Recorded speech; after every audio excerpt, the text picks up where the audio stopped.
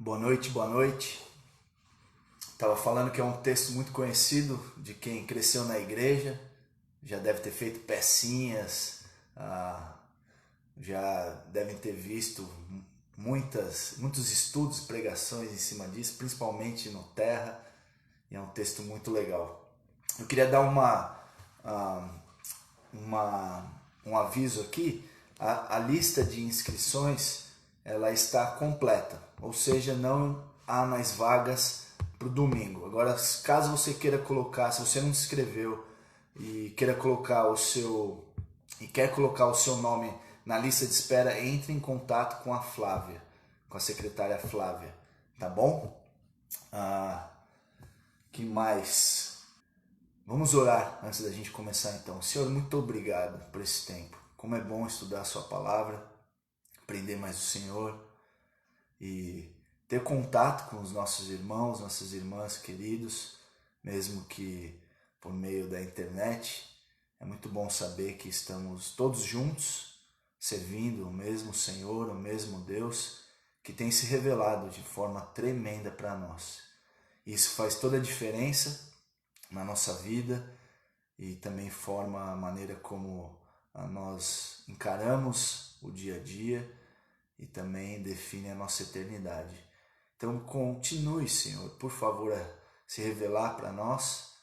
E esse texto que nós leremos hoje é maravilhoso porque o Senhor se revela de forma tremenda. Nós conseguimos ver um pouco mais da sua pessoa, do seu caráter, e isso faz uma diferença muito grande. Obrigado, Pai, que o Senhor tem se revelado para nós. Nós te agradecemos e amém. Então vamos lá, vamos dar início à nossa palavra pastoral. Boa noite a todos aí. A gente vai dar início então. O texto de hoje está lá no capítulo 3 de Êxodo, então você já pode abrir sua Bíblia. E é muito legal a gente aprender mais do caráter de Deus, mais da pessoa de Deus, por meio da sua palavra. E como ele tem se revelado para nós. Né? Quando a gente fala de Deus, as pessoas falam, todo mundo tem um Deus. Quando você conversa sobre Deus, né, todo mundo fala, não, eu creio em Deus. Essa é uma palavra bem abrangente. Mas a gente está falando do mesmo Deus quando a gente conversa com as pessoas que não conhecem o Deus que se revela por meio da sua palavra? Com certeza não. É o mesmo nome, mas não é a mesma pessoa. A maioria das vezes não, né? E se você pensar nas milhares de religiões que existem por aí, todos eles vão usar a mesma palavra, a palavra Deus, né? Só que não é o mesmo Deus da Bíblia. Principalmente no mundo pluralista, né? Tem ficado cada vez mais difícil ser. E nós precisamos ajudar essas pessoas a entender, né? Quem é esse Deus? De quem a gente está falando? Por exemplo, quantos Marcelos tem na igreja? Se você só falar Marcelo, chamar Marcelo, imagina a confusão. Se você falar Pastor Marcelo, continua confuso. Né? Eu nasci numa época onde o nome Marcelo, Rodrigo, Marcos e Alexandre tinha de monte. Então na lista de chamadas tinha 4 Marcelos, 4 Rodrigos, 3 Alexandres. E o que a gente fazia para diferenciar um do outro? A gente não usava o sobrenome. A gente chamava por apelidos, né? Que hoje seria o famoso bullying. Né? Mas em geral a gente diferencia as pessoas que têm o mesmo nome pelo sobrenome. E no caso, o nome do meio ajuda muito. Quantos, por exemplo, Marcelo Silva existem? Né? Provavelmente milhares de Marcelo Silva. E, em geral, a diferença é pelo sobrenome. Por exemplo, na nossa igreja nós temos o Marcelo, o Marcelino, nós temos o Monteiro, e olha a confusão, nós temos o Monqueiro. Eu não sei se você sabe, mas tem o Monteiro e o Monqueiro. Então, quando a gente não sabe sobre que Marcelo que a gente está falando, mesmo que você use o sobrenome, o que a gente vai falar? A gente vai falar um pouco da história. Não, o Marcelo que foi para o Uruguai, que gosta de futebol, de churrasco, e aí você, eu já sei de quem que você está falando, né? Então, quando nós lemos em alguns lugares na Bíblia, Deus, isso não explica muito, porque essa palavra Deus Elohim pode estar sendo usada para falar sobre um Deus letra minúscula, né? Ela é um termo genérico para deidade. Agora também é um termo usado para o Deus verdadeiro. Então você abre a Bíblia e está lá, o Deus Criador, né? O Deus que criou todas as coisas. Você vê esse Elohim Criador.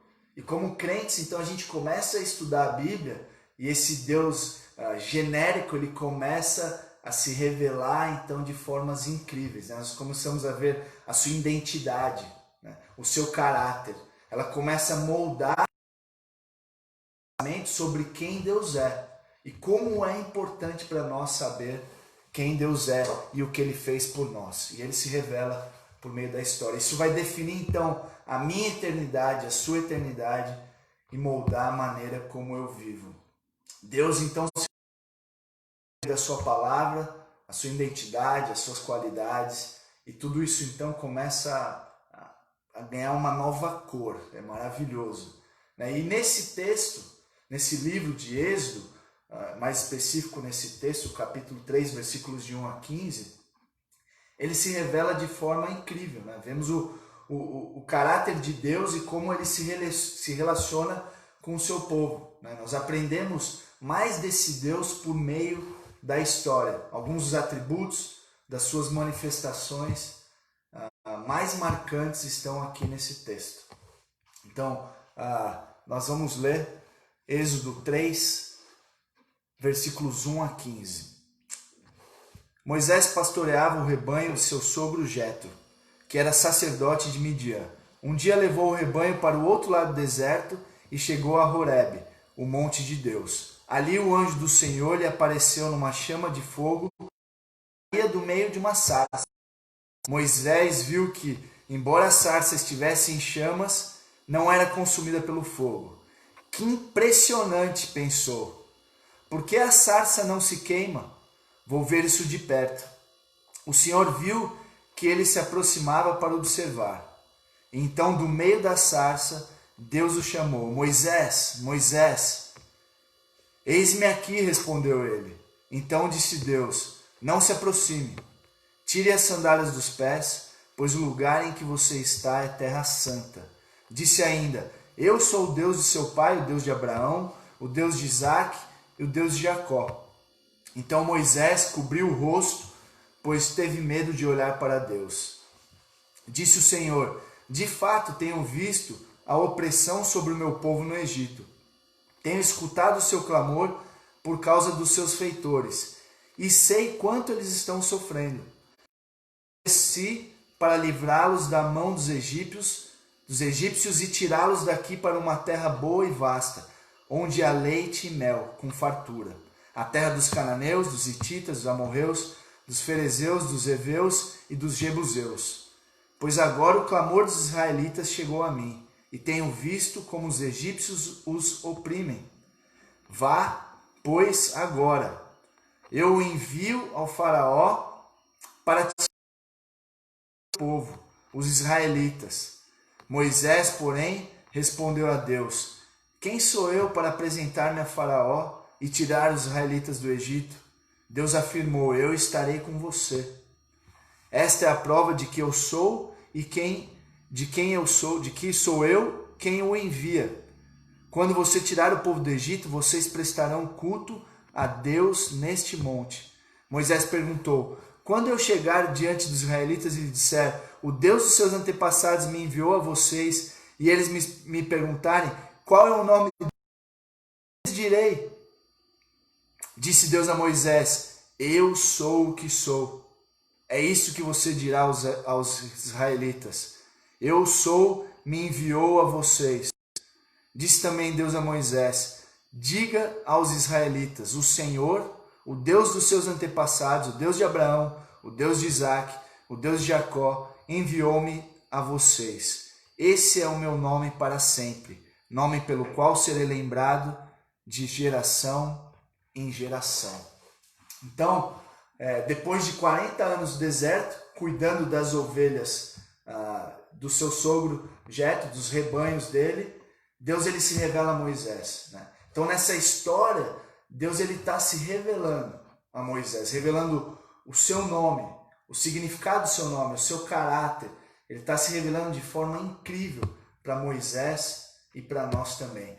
A sarça ela começa a se consumir, Moisés ele fica de careta, ele fala, meu, o que está acontecendo? Nunca vi isso acontecer. Imagina você ver uma planta pegando fogo e ela não se consumir, né? Doido demais. Aí Moisés ele fica intrigado, ele se aproxima, né? E Deus então o chama.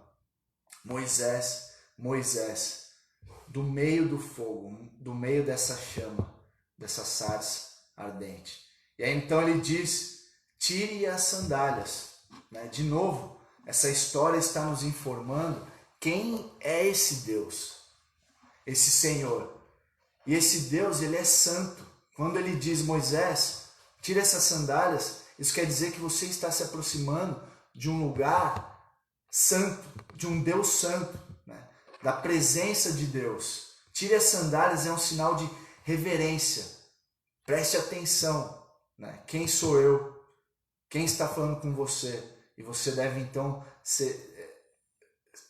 ter temor, né? Se ter uma reverência diante dessa revelação. Essa é uma experiência única de proximidade com Deus. Nós sabemos a treta que é se aproximar de Deus, né? Nós vemos no Antigo Testamento todos os preparativos do sumo sacerdote para entrar no Santos dos Santos. Vocês lembram disso? E aí, no versículo 6, ele revela mais ainda da sua identidade.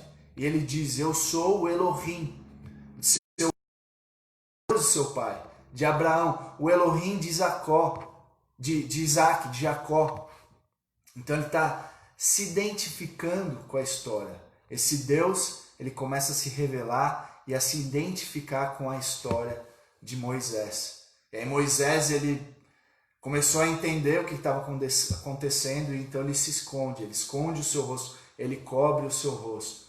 Aí no versículo 7 a 10, nós vemos que Deus, ele está preocupado com o que está acontecendo. O clamor do seu povo chegou até ele. Deus, ele escuta o clamor. Ele se importa com o seu povo. E o que então essa história revela? O que esses versículos de 7 a 10 revela mais sobre esse Deus, sobre o caráter desse Deus? Que é um Deus justo, é um Deus de justiça. É um Deus que ele não quer que as suas criaturas que foram criadas segundo a sua imagem e semelhança, se tratem dessa forma. É um Deus que cuida do seu povo, que tem zelo pelo seu povo. Então, ele é um Deus justo. E ele estava prestes a fazer alguma coisa, e o que ele faz? Ele fala, Moisés, você que vai lá, você que vai libertar o meu povo. Imagina Moisés pensando, por que o Senhor não faz isso, Deus? Por que o Senhor não faz uma mágica aí de cima, faz um milagre daí de cima e acaba com tudo isso? Por que eu tenho que ir lá? Nós sabemos que Deus, ele usa o seu povo para cumprir com os seus propósitos. Aqui é Deus comissionando o seu povo. E o que ele faz? Ele pega os camaradas mais eficientes. Ele pega o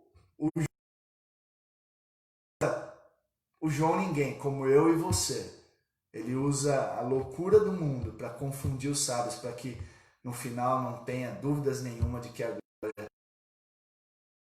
Então, o nosso Deus está preocupado em transformar o caráter para a sua glória. Ele não está preocupado com a performance, ele está preocupado. E Moisés diz no versículo 11, Deus, quem sou eu? Quem sou eu? Misericórdia, não faça isso. E o que Deus responde? Eu serei contigo. Agora, as traduções, elas podem confundir aqui. Não é eu serei, né? Eu estava, eu estou, eu estarei com você. Pois é, pessoal, tá travando. Dá um alô se for